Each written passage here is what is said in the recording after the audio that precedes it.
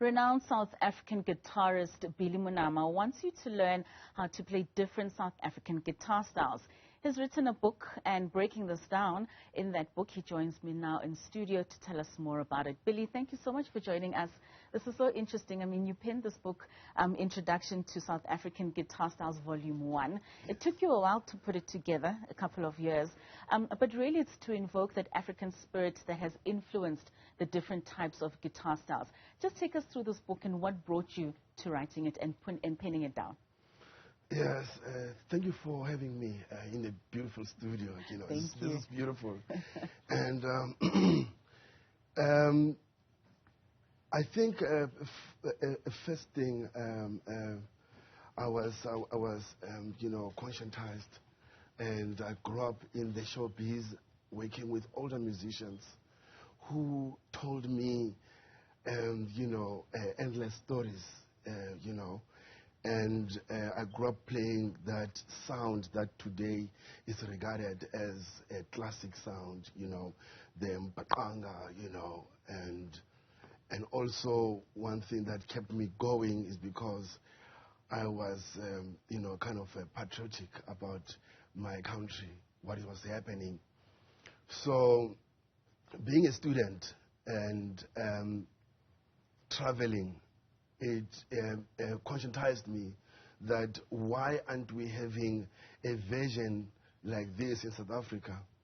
Because where I will be traveling in the countries, they will ask me, Billy, what is the guitar like in South Africa? And I was so ashamed to tell them that we have nothing documented. So when I was studying, I was given an assignment to go and research about South African guitar, in particular Maskanda. And I went to the library. There was nothing at the library. That particular moment, I was like, no, something has to give. Yeah. Then it was me. I had to give myself. I dropped out of school. I'm not saying that people, they must drop out of school. Yeah, they must understand what I'm saying. But I dropped out of school so that I can do the work of research. Then I started researching. Took 15 years. 15 years, and in between people, other people, they were like, hey, Billy, man, the critics, they will say, Billy, why don't you do a master's or honors? I don't want to do that because if I do it, it will have a red tape.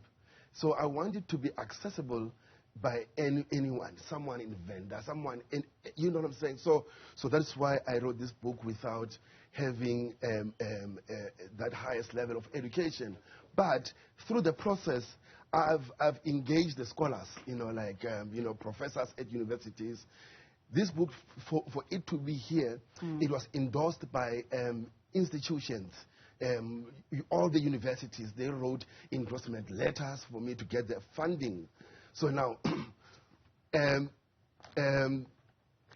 they believed in it because many a times I will go and do master classes at their schools and workshops. And subsequent from the workshops, the students will ask Billy, they will have so many questions.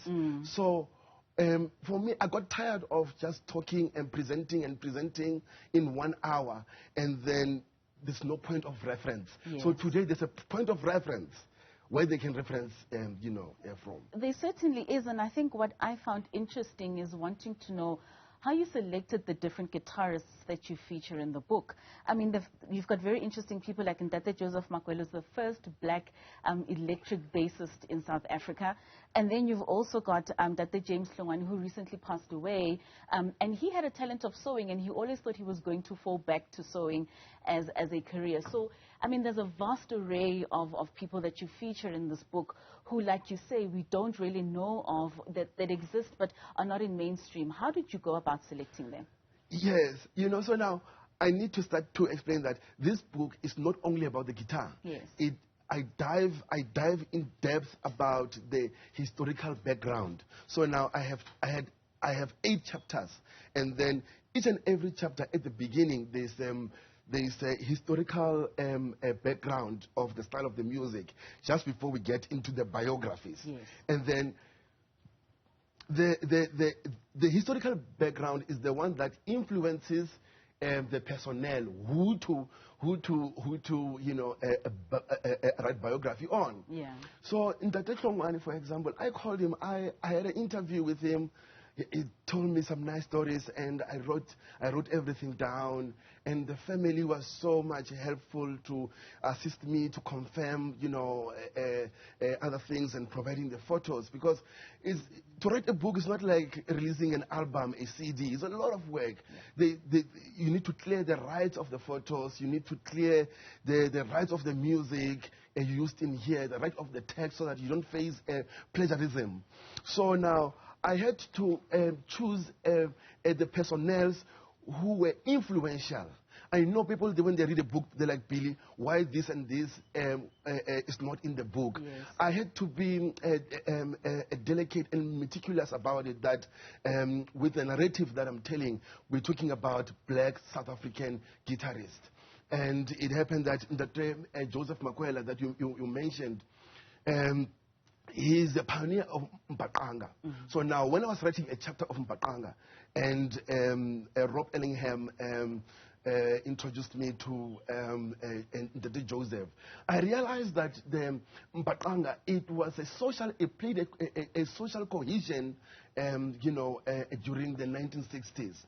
Because it had people from different musicians from different backgrounds, to form this music. Because Ndati Makwela is from Limpopo, yes. Max Mankwani is from Limpopo, and then it had like Munama, the drummer, is from Limpopo. They are here in Johannesburg, and then they meet Vivian Ngubani, who is a Zulu guy, and then all these people.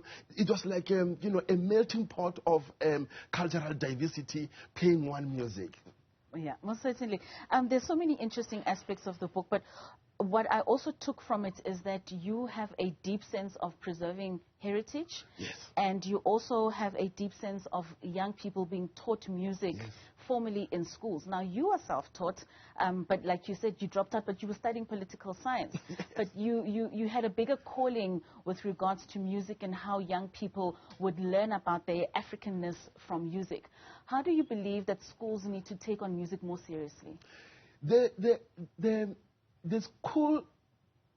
African music in schools, it is erratic, and it's been given a peripheral position.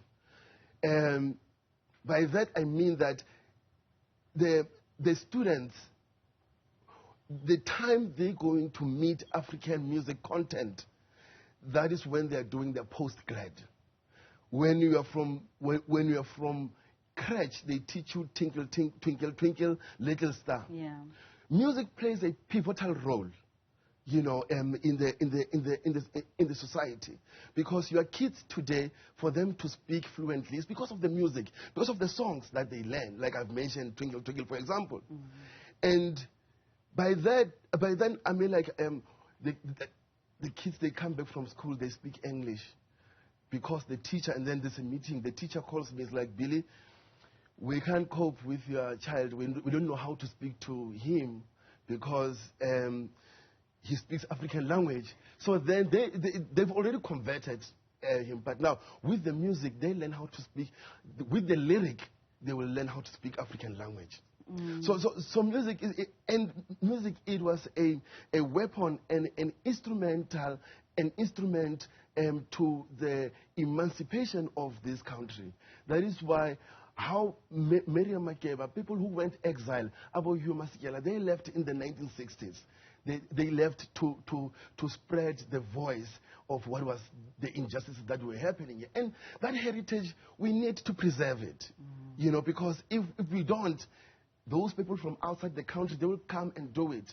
So now for us to do this, that's why I always encourage young people that they need.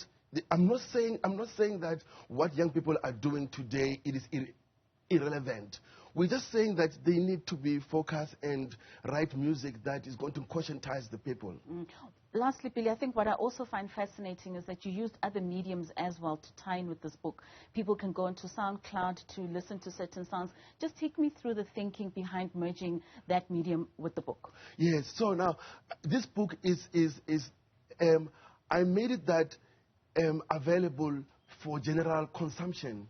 And then, because people, they're like, hey, Billy, is it just a guitar? It's not just a guitar. So now, for people who can't read music, then they can access what is written, like the scores here. They can access it by listening them on SoundCloud. And for people who want to understand the visually, because other people, they want to see the video, I've recorded tutorial videos so that they can see what I'm talking about and what I'm demonstrating. So it's a whole package, you know what I'm saying? It's not just a book. So it's unfortunate they have to pay for all those things.